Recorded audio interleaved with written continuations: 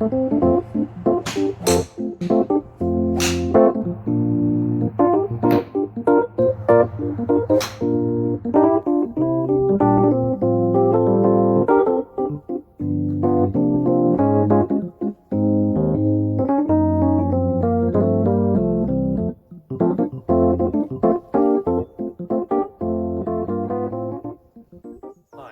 I'm Daryl Guyan and this is 14-0 Golf. Today we're going to do a chipping lesson as requested by a couple of my subscribers. Thanks Mark and Wayne. Basically to start, I'm probably going to go through 3 points on chipping. Don't like to make it complicated, but what I will say is if you're going to be learning to chip and you're going to try and improve, stick to one thing at a time, and I'll probably stick to one thing over a week. And if you don't get practicing enough, make it 2 weeks. You can take your time with this kind of thing. I wouldn't even try and change 2 things at a time. But I'm going to give more than 1 point here, and then pick what's more important. And if you've got all 3 problems, or if I come out with more, work on that the next week. So what we're going to start with is weight. And basically, when I'm chipping, and I'm a fairly decent chipper. I mean, I missed 17 greens in a row recently, and I got up and down 15 of them. So, luckily, because I was absolutely terrible. So, first point is your weight distribution. I like to keep my weight on my left foot. My feet are quite close together, you'll notice. I don't like to be left foot leaning. So what I like to do is stand normal, and then in practice, just to get that feel, I'll lift this knee up and stand on my tippy toe.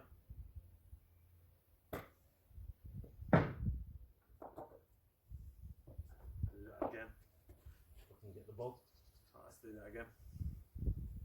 Tippy toe. So you'll see, I've got my weight transferred, but I'm not standing because I think that just makes you duff that ball. So that is a very important one. And the duffing, I think I see so many amateurs and even good players. I know a couple of really good players who they get so far on their left foot, and the more nervous they get in around the golf, the further that ball goes back. So it ends up going from there to there, and they end up chipping there, and you're going to duff it. So second point, this I think very important. My high handicapper friend, 28, he won't mind me saying we've been working together at trying to improve his game. And we went out for a round recently, and I could see him struggling with his chipping. And I come over, and his chipping's something like this. So he kept this whole thing straight, and it was like that. Duffing it all over the place, spinning it. I'm hitting it quite nice with that, but you know. So the main thing that I taught him, and this worked really well, was to get all his stance, and then imagine he's got this triangle from here. Everything is just, that is the center pivot point of the triangle, and you're trying to keep that central to this rotating triangle. Rotates, rotates, rotates, rotates. So we'll see.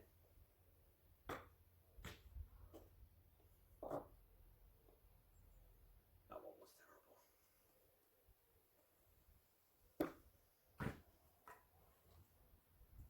See if we can do another. But that's important. But I don't like to see that rigid. I've seen it explained a lot in magazines, things like that, and it looks so rigid to me. It looks like that. And I just don't think you can chip like that. They stand upright. So for me, I think it's a case of triangle to triangle, and that'll help so much.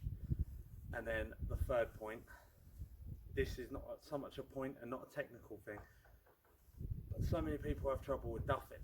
And like I said on my first point about the people coming on their back foot, so they get it, I mean you can see there, they'll get past that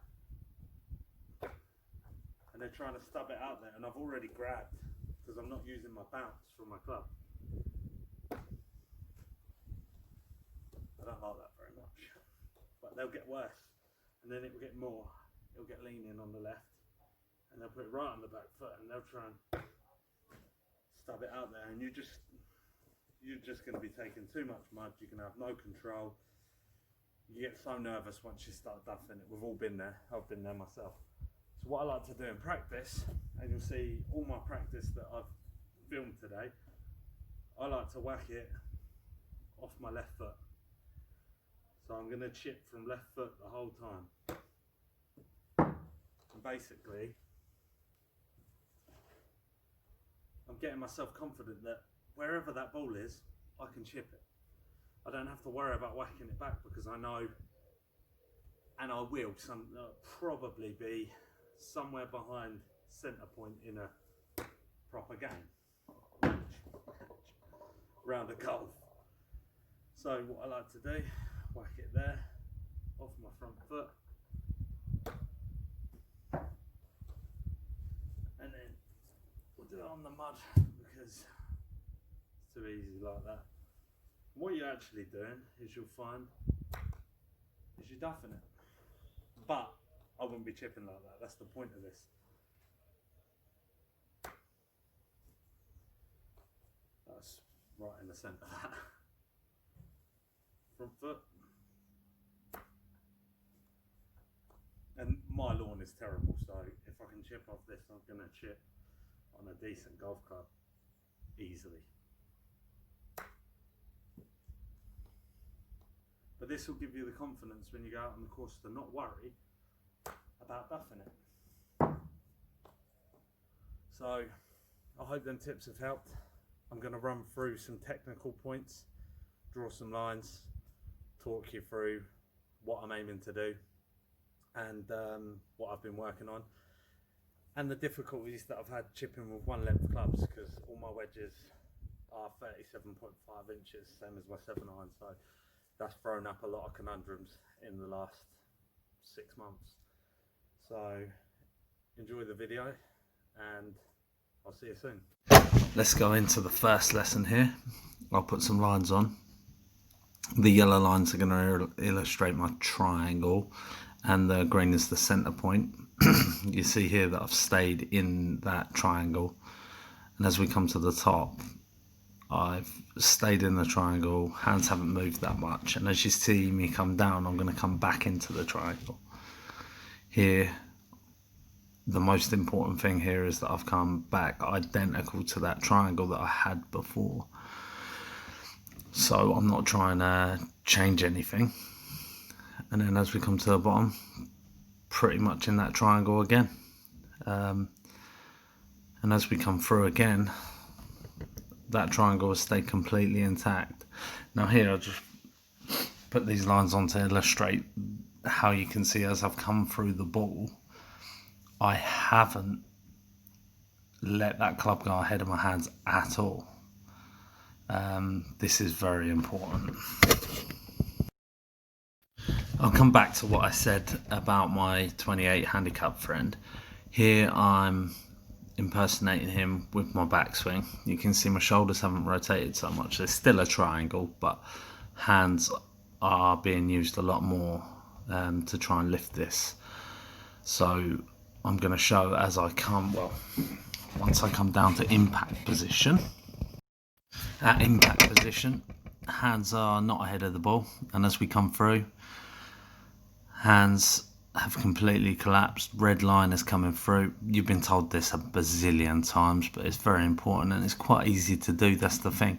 But the thing that I would do is try and add this into practice, and let's just repeat it a lot of times to the point where you're comfortable with it. People don't give it enough time. Now we've come through, you can see there's no more triangle. The hands are taken over. Triangle stayed in the same place and the hands are completely collapsed. And what you'll see where that ball is, if we go back, I'll go back in a sec to a picture of my impact from chipping earlier. And you'll see how low that ball actually is. And this is a person that's trying to lift the ball, but it hasn't even gone very high at all.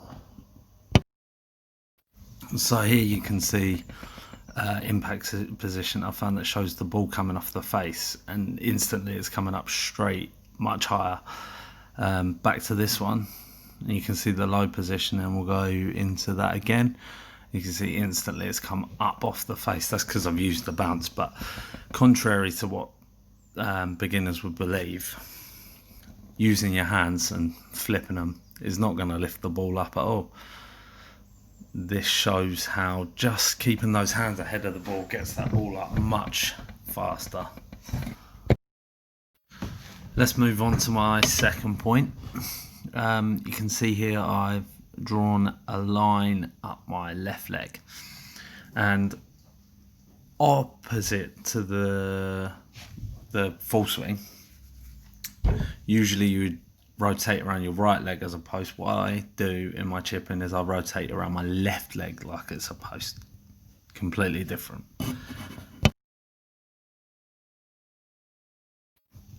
I've come a little further back here, and as you can see, the left leg has remained intact. It's a post, I'm rotating around it. Right, let's complete that backswing. As you can see, left leg has stayed in a straight line, red line coming straight through the middle of it, all my weight coming down that leg, but I'm not leaning. I'm just rotating around that leg like it's a post, opposite to the full swing.